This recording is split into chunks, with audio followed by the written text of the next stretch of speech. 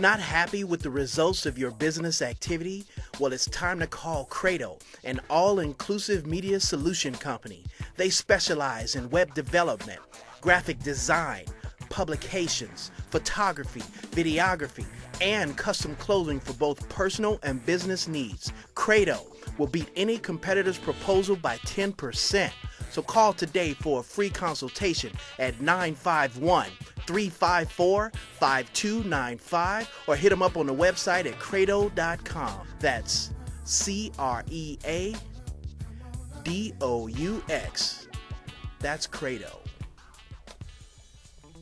Okay, now we are back with the world famous, all around nice guy, Mr. Todd Patrick Maugh. What up, dog? What up? So, as you were saying, you drank a pitcher of beer? Or Three pitchers. Three pitchers Three of pitchers beer. of not just beer, Newcastle, which you know is dark and heavy, and that just messed And then me you up. had NyQuil in you too? I had NyQuil in me too. Please, keep sharing. And my boy he just pushed me out on stage, basically set me up there. I had some idea what I was going to talk about. I didn't know. I didn't understand what this comedy game was about. And I got up there and I babbled about the first time I had sex with a girl in college, Right. And the first time I prematurely ejaculated and tried to cover it by telling her I rolled over in a Coke, right? Yeah. You rolled over in a Coke. Yeah, because you get all excited and it's up there and she ran her hand through it. She's like, "What's all over your belly?" And I'm like, "I rolled over in a Coke."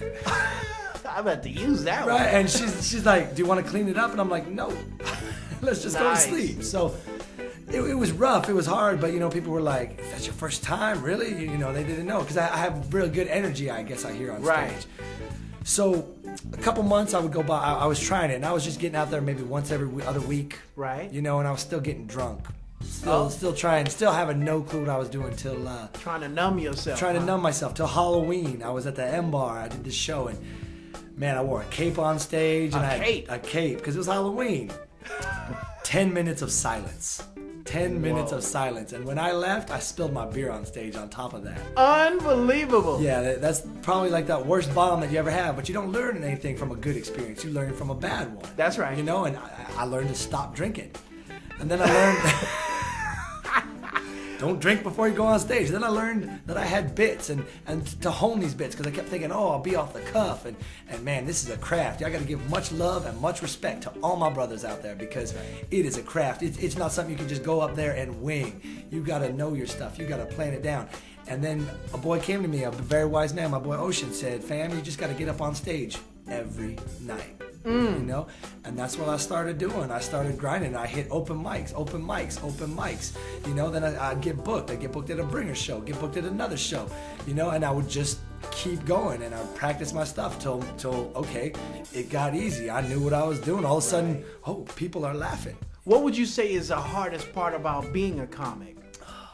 Just the grind, man. It's Well, explain that to the people that don't know what that means. The grind is, you're out there every night, and if you're at an open mic, you're performing mostly for a room of comics that are waiting to get up on stage. So half of them aren't even listening to you, and those that are, they might have heard your stuff before. So you're performing almost to a dead room sometimes, But it's practice because you can practice in the mirror in the shower, but it's not the same as being on that stage with that mic in your hand, and it's like Kobe Bryant.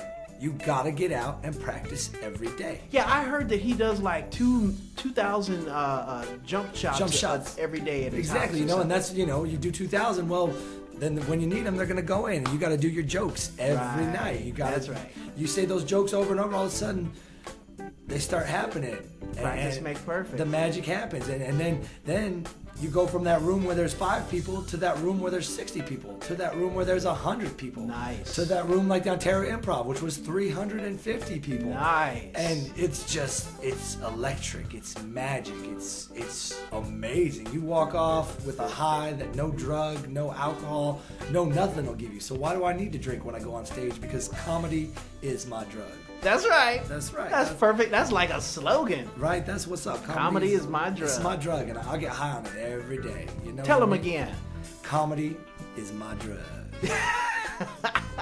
Well, I want to commend you because for you to start off that first time, the 10 minutes of silence, and then spilling your beer, Yeah. I mean, for you to come back after that, man, is commendable, because most people wouldn't. Well, and a testament to that is that's the first time my boy Ocean and some of my good friends that now I perform with all the time ever saw me. So they're like, who is this asshole on stage with me spilling a beer? You know, my friend Burnett still says, man, I featured that night.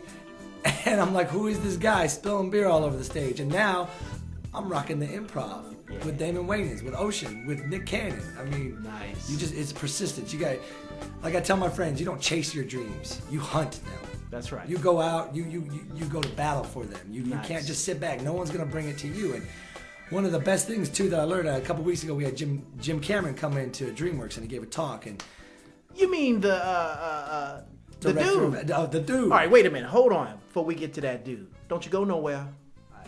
So you were talking about James Cameron, and I couldn't remember the name of the movie, but I believe it's Avatar. Yes, that's right. And believe it or not, I haven't even seen it yet. Damn, you need to get yourself out. Well, I was out of town when it came out and everything, and you know, so the coolest thing I heard this guy say, this cat said, he got up on stage, an aspiring director asked him, he said, what advice do you have for someone aspiring in the industry, for an aspiring director, for someone doing it? And the coolest thing this cat said was, he's like, you're never gonna sidle up to somebody above you.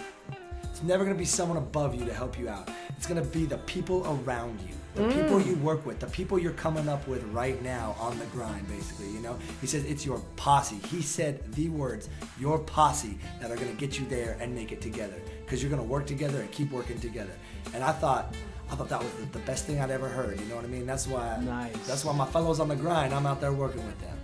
That's why when I'm out, one of the ways that I stay on the game is if I'm not performing on a night, then I go watch my friends perform, you know? If I'm not on stage, then I'm supporting another comic. Because if I'm not at that room, why am I not at that room? And I'm going to go meet someone there. That's right. And your boy needs support. You need a friendly face in the audience, so, you know. Somebody to laugh. Somebody to laugh. You need one. Exactly, you know? you got it's supporting each other, you know? It's being there for your fam. Right. Now, so you work on the people around you, and I noticed you use Facebook a lot. What else do you use to kind of keep your ear to the ground on what's happening? You know what? Facebook is a great tool. A lot of people hate on it, but you know what? It's great because it's great for motivation. It's great, you know. Like I said, I run every day, you know what I mean? But I'll post it on my Facebook.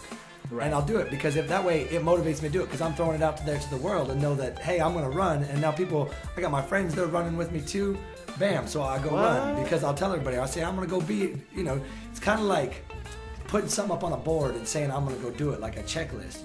You put that out there in the world, you best go make it happen. Absolutely. Or you just seem like you just one slime with another. Right. You know, so that's so you meet people online, and Facebook is great. It's social networking.